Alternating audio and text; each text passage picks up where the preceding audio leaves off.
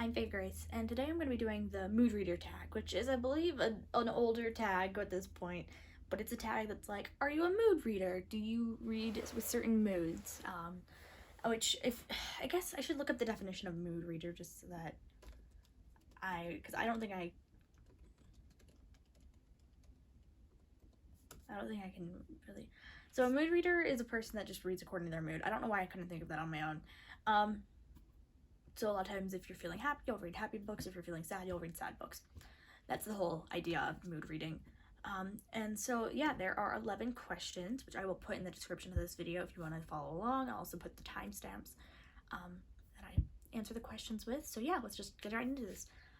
Do you consider yourself a mood reader? And I would say I do not consider myself a mood reader. I tend to just read according to, if I'm feeling good, I'll read at all.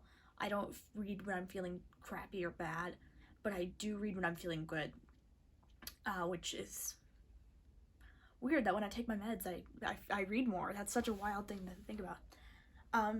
But I don't really read when I feel bad, so I don't really read the bad books, like sad or mad or angry or frustrated books when I'm feeling those emotions. I just don't read at all when I'm feeling those emotions.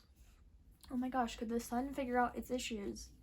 I think the lighting might be getting messed up in this video, but that's just because the sun likes to be the sun, and the clouds like to exist.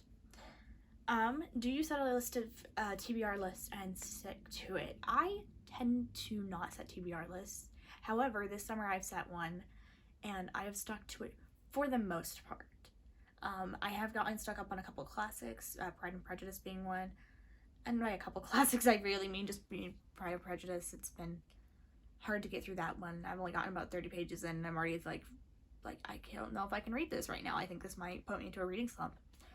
So I do set TBR lists, but I don't necessarily limit myself to the TBR list. Like I have a big book project I've been working on for a while, and I'm allowing myself to read outside of that TBR list to work on that big book project, even though I know that that project is not technically on my TBR list. Number 3, do books affect you emotionally? And I will say, for the most part, no. I tend to read books that can be pretty. I mean, I read Verity, and I had a pretty good day after reading Verity, even though Verity is a pretty intense, scary novel. If you've ever read a Verity, you know. I tend to not emotionally be affected by books unless they are really sad or I'm getting to the end of a series that I really like. Then I'll get emotional, but other than that, I tend to not get emotional when reading books. When you're feeling sad, what do you read, or what do you not read when you're sad? So when I'm sad, I don't read at all. I tend to just kind of wallow in my pity and curl up in a ball in the corner of my room and cry for hours on end. That's how I deal with it when I'm sad. I'm mostly kidding, by the way. But I don't really read when I'm sad, and if I do read, it tends to be very slowly. It tends to be maybe 10 minutes a day at most, or even 10 pages, which for me is like 5 minutes, so, you know, I don't really read when I'm sad. 5, most often, do you use reading to escape, to learn, or to critically reflect? And I would say more just to, that's a hard one. I would say to escape. I tend to try to use some books to critically reflect, but most of it is escapism, and it tends to be like just a mild escapism. Like, even though I'm not necessarily having a bad day, I might be like, well, work was not fun, so I'm gonna read now, you know, that kind of stuff. What is a book that made you laugh out loud? And I will say a book that made me laugh out loud. Ooh, I will say Percy Jackson. Percy Jackson will make me laugh out loud pretty often, as well as there was something in Animal Farm that made me laugh out loud. I remember that. I don't remember exactly what it was. I just remember laughing reading Animal Farm. So yeah. But Percy Jackson always made me laugh a lot. So that's, I'm gonna say Percy Jackson. What is a book that has made you cry, or if you don't cry, what has really moved you? I do sometimes cry when reading a book. I think the most recent book that I cried reading was Last Night at the Telegraph Club. However, another book that has made me cry is Forest Born by Shannon Hale. It's the end of the Books of Baron series, and it made me cry so hard by finishing the series, and I love this book. I got it signed by Shannon Hale, and I just, oh, I love this book so much, and it made me cry, and I think actually if I go reread it, I think I might just sob reading it because I love it so much.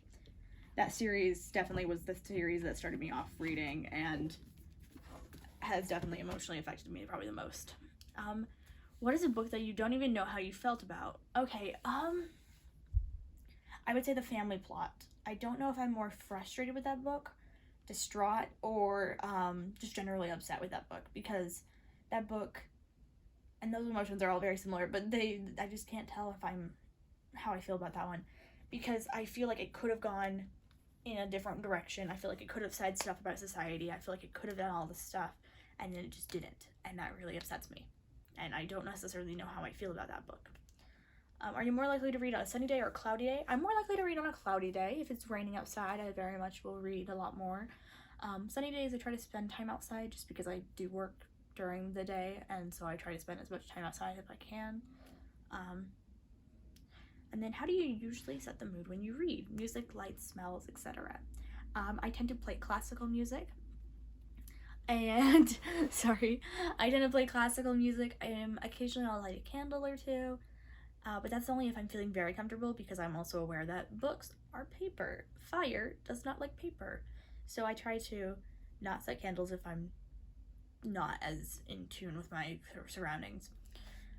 But I don't really dim the lights or anything. I'm like not somebody that does stuff, but I do enjoy a good vanilla candle for smells and some good classical music, especially Chopin. Chopin. I was way off. It's Chopin. I do enjoy some Chopin. And when do you leap can you leap from book to book, or do you need time to buffer between them? So for me, at least, I tend to leap from book to book depending on if I'm in a good mood. If I'm not in a good mood, it will take me a long time to get from one book to another. It took me a little bit to get from Animal Farm to Pride and Prejudice. But right now I'm kind of leaping around between different books that I'm reading. I have an audiobook that I'm listening to, as well as a book for a project, and then Pride and Prejudice, and I'm kind of leaping between all of them constantly. So I tend to leap from book to book. Anyway, so yeah, I guess I don't think I'm a mood reader, but I do think maybe I am, just based on the fact that I only read in a good mood. But I don't know. I definitely do tend to read in a good mood when I'm in a good mood, but I don't necessarily go to more of my horror books when I'm in a bad mood or whatever, if that makes any sense. So yeah, that is the end of the book mood reader tag. This video is probably a lot shorter than my normal ones, but I just thought it would be a fun one to sit down and film real quick. So yeah, thank you for watching. If you feel the need to like, comment, subscribe, that's always appreciated. My DMs are always open on Instagram. You can follow me on Goodreads or friend me on Goodreads. And then Storygraph, I've never actually used the community tab on, so you can do the thing on Storygraph if there's a thing you can do on Storygraph. Other than that, I hope you all have a good day and happy reading.